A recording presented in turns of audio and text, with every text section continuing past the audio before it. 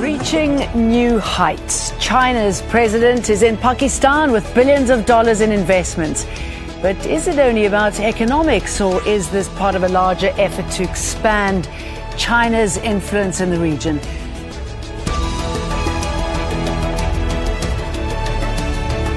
He made quite the entrance, announcing a $46 billion investment package that'll create a new network of roads, railways and pipelines between the two countries, and give China a much coveted access to the Indian Ocean. Welcome to Tactical Talk. This is Zain. Today we will be discussing a very important topic, which is currently a game changer in South Asia. We all know about the China-Pakistan Economic Corridor, which is a mega project which will change the dynamics of Eurasia and South Asia. But we see events happening that are trying to stop the China-Pakistan Economic Corridor from happening. India being at front of all these events. To discuss the topic on India's war on the China-Pakistan Economic Corridor, we have with us today Andrew Korybko, who is a senior Russian analyst. He works at Sputnik, which is a major news and multimedia platform. Andrew is also a political analyst at Oriental Review and is a fellow at Katahan, which is a leading geopolitical think tank. Welcome to our show, Andrew Korybko. This is Zain Khan. It's a pleasure to have you on Tactical Talk. Yeah, thank you for having me. I'm very honored to be here. Andrew, let's get to the first question. With American and Indian joint military drills concluding last month in September near the Chinese border, we can imagine what the Chinese must have been thinking. But the question arises, how does Russia perceive this development when the tensions between Russia and America are escalating? I think this is a very good question. I'm very glad that you asked. The whole world is wondering, how is Russia perceiving India's military strategic reorientation to the U.S.? And the way that I see it is that, in general, Russia has a policy of trying to balance the different great powers all across the world, particularly in Asia. I mean, we see that Russia sells weapons to India, just like it does to China, just like it does to Vietnam, for example. But in this case, though, I don't think that Russia sees India as balancing. I think that it sees India as actually being pretty aggressive towards China, and more importantly, actually towards Pakistan, by siding with the United States. And the reason for this is because it's very obvious what's happening in the current international climate. Prime Minister Narendra Modi went from just 2.5 years ago banned from entering the United States to now being President Obama's best friend, signing billions of dollars of deals and moving his country as close as he can to the United States. I mean, when they signed the Lamoa Agreement in August, that was huge. That showed that India is not serious about its historical tradition of non-alignment, that actually it wants to align, even though it may call this multi-alignment. That's just a euphemism. That's just kind of a cute diplomatic way to say that they're siding with the U.S. geopolitically, and this is very important. And the thing is I believe that Moscow does interpret it this way. Actually, there were many clear indicators that this was happening. We see that the framework for this was created with the previous administration under Prime Minister Manmohan Singh.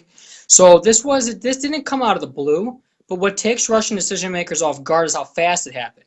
Now, here in Russia, there are actually two competing foreign policy camps towards the issue.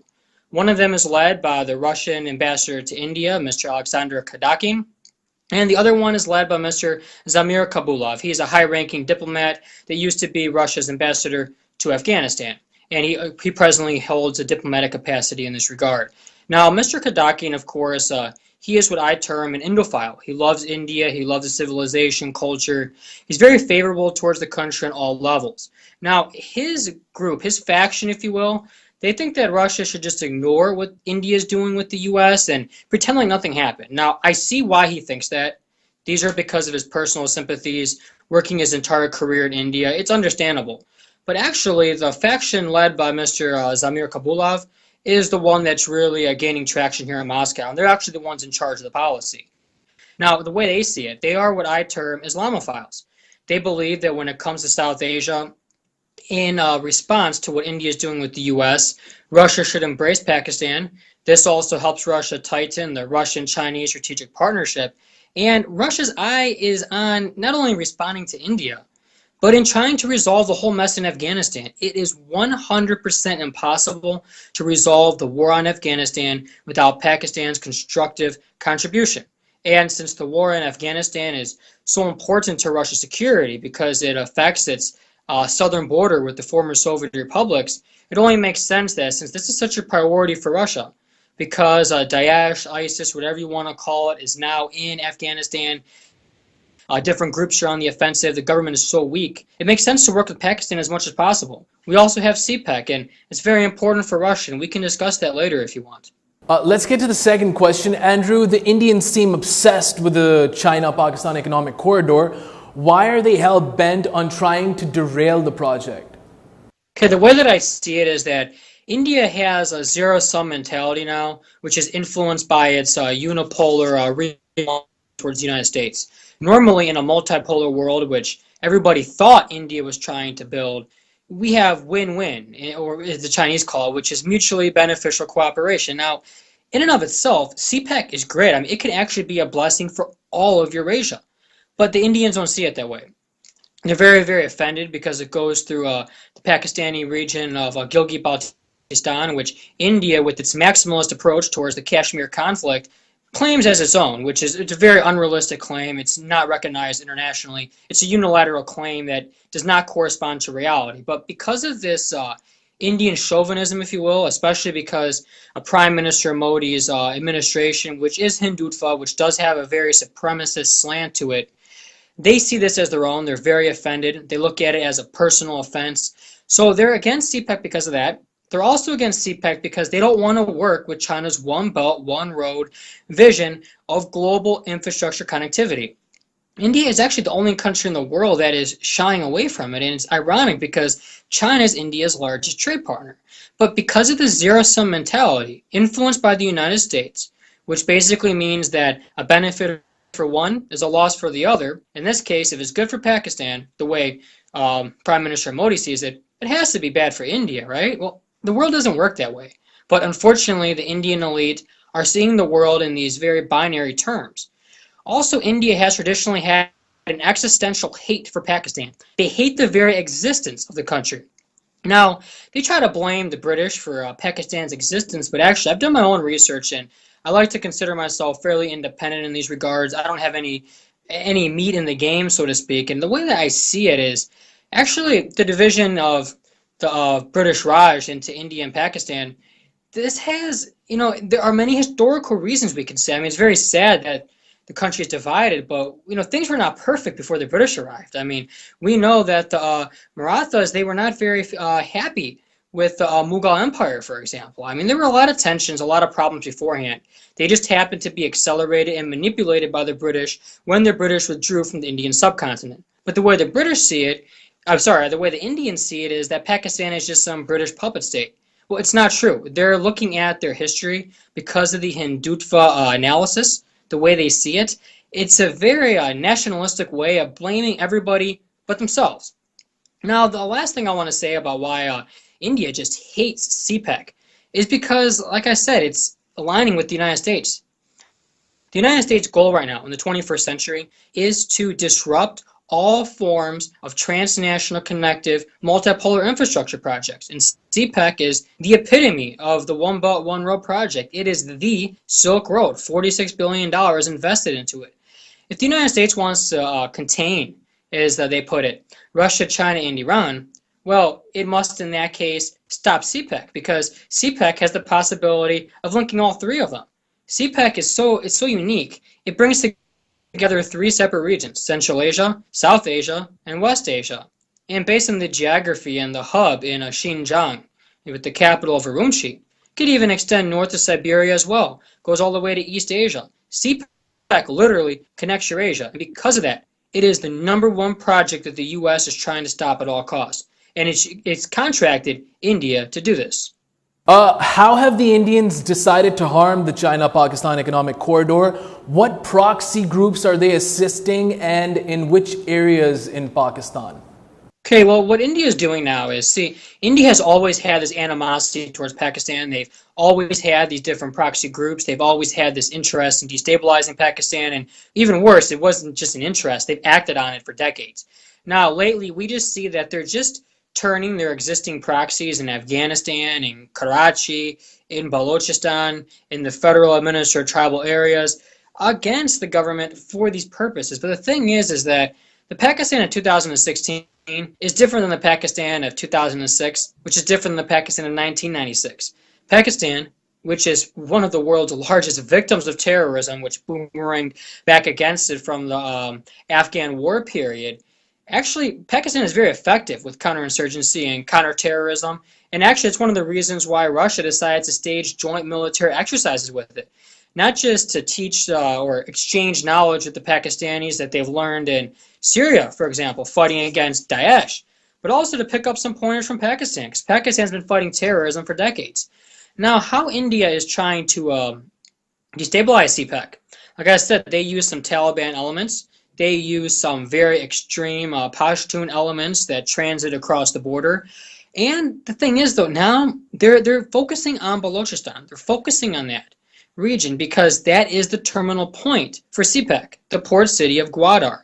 They're also looking at Gilgit-Baltistan because that's the northern terminal point that connects to China. And like I said, India's maximalist approach towards the Kashmir conflict ridiculously states that this is India when it's not. But the way they see it is they look at it twofold. They see Balochistan as possibly being another Tibet or Bangladesh, in the sense of they want to give some of these rebel leaders, which in my opinion are terrorists, but India terms them rebels, citizenship. They want to give them political asylum, and they might even want to have a government in exile, as some Indian media reports themselves have claimed. What they want to do is they want to have a cross-border insurgency. They want to tear Balochistan away like what happened with Bangladesh, but the circumstances are very different, and in this case, any type of Indian-supported Baloch insurgency in Pakistan will spread across the border to Iran and will threaten the Chabahar port, which forms the basis of India, Iran, and Russia's north-south corridor. So it's very risky. I mean, India is basically chopping off its nose to spite its face, so to speak. The way it sees Gilgit-Baltistan is it wants to encourage some tribal groups to stage terrorist attacks. Why?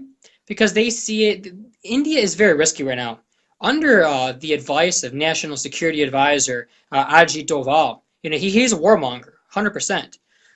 The way he sees it is that there's a possibility for a limited war in this region, not a war in along the line of control in Kashmir necessarily, where most people think one would explode, but in that northern front. They think they can contain it and they can, quote-unquote, teach Pakistan a lesson. Well, if that happened, God forbid, India would be the one taught the lesson.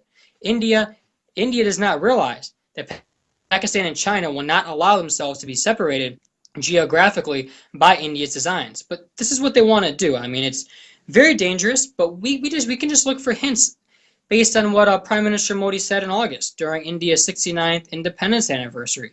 When he spoke about Balochistan and he spoke about people in Gilgit-Baltistan, I mean, that was a signal. That was a signal to these groups to get ready. Because you know what? The Research and Analysis Wing is plotting. They will not succeed. Well, it doesn't mean they won't try. Because they're getting a pat on the back and a whistle from the United States. And that's what's most important to the Modi administration, getting approval from the United States and functioning as the ultimate anchor for the China Containment Coalition all across Asia, with the destabilization of CPEC being first and foremost among the United States' geostrategic priorities in Eurasia right now. Okay, Andrew, last question. What benefits does the China-Pakistan economic corridor bring to South Asia, and do you see Russia joining in the near future? Yeah, well, as I mentioned earlier, and like you just remarked on, what CPEC does is it's a trans-regional project. It is a trans-regional connectivity catalyst. It is meant to connect Central Asia. By this, I also mean to an extent the Xinjiang Western province of China, which geographically is in Central Asia, West Asia, which we commonly referred to as the Middle East here in Russia and the Western world at large, and South Asia. And this is the first time anything this ambitious has ever been attempted. It's never happened before. This is huge because what it will do is it will turn Pakistan into the zipper of pan-Eurasian integration, as I wrote about for the Russian Institute of Strategic Studies last year, in fact, actually almost about exactly a year ago. Now, why this is important is because it gives all the different stakeholders the opportunity to kind of mix and match their respective benefits and to kind of offset their weaknesses. In this case, for example, you brought up Russia and Russia's prospects. And like I said before, Russia has a very exciting possibility to link to CPEC in the future. Because if the audience looks at the map, they'll see that Russia and China share a very, very narrow border in the northwest of China, right near Xinjiang, right near the Russian Altai Republic. And there's already talk of building a Russian pipeline through there, and actually even a water pipeline. I mean, not just an energy pipeline, but a water pipeline to help the desert region actually develop its agriculture. This is very important because if they're talking about a pipeline, 2 pipelines, let alone of this important of a nature, what's stopping a railroad? What's stopping a highway? Why can't southern Siberia be connected to Xinjiang, and from Xinjiang go south to Pakistan via CPEC, and then connect over to Iran? Iran recently said, President Rouhani said that he wants to join CPEC. That's the best thing. Pakistan and China are welcoming him to do so. And by him doing this, it'll get the Indians very jealous. But in the multipolar future of win-win, mutually beneficial cooperation, it makes sense because the strongest multipolar countries in the world today are Russia, China, and Iran. And Pakistan is actually embracing that as well. Actually, Pakistan is linking them together. Now, another benefit that CPEC brings, which also is very attractive to Russia, is energy. I mean, Russia has world-class energy infrastructure. Russian companies are the best in the world at constructing pipelines, and it's for that reason why Russian companies are going to be constructing the pipeline from Karachi to Lahore. Now, if we look at pipelines that are already in the works, this Iran-Pakistan pipeline that was talked about for a while but often delayed, well, it's very possible, whether or not Russia is a stakeholder on that this pipeline could connect to what Russia is building in Karachi and take that all the way up to China. And then we have something totally unprecedented. We have Iranian natural gas, which is they have the second largest reserves in the world, connected directly to China. This would give China such energy security to where it would no longer be as dependent on the Straits of Malacca for its energy imports. And that's what's so important, because CPEC is China's way of getting around the Strait of Malacca chokehold and getting around all this chaos that's being created in the South China Sea. It wants to go overland through Pakistan. And I want to remind everybody that Pakistan and China, those two countries have been all-weather allies for decades. There is no partnership as consistently strong as that partnership in the world right now. Those two sides have supported each other from day one. This is very important to emphasize, because this is why Pakistan is protecting the Chinese workers that are constructing CPEC, and why China is doing everything it can to make sure that CPEC succeeds, because it's in both countries' bilateral interest, but in the greater picture, it's in the multilateral interest of Eurasia. Because like I said, and China can avoid the Straits of Malacca, and China can trade more directly with the Middle East and Europe through CPEC. I mean, this is huge. This is such a strategic game changer. It would offset every single gain the U.S. Navy has ever made over the past 75 years. It would almost render them useless, because it would turn Eurasian geopolitics into more of a continental nature as opposed to a maritime. And the United States obviously has no naval assets in the heartland of Eurasia. This is Russia's territory, China's, Iran's, and Pakistan's.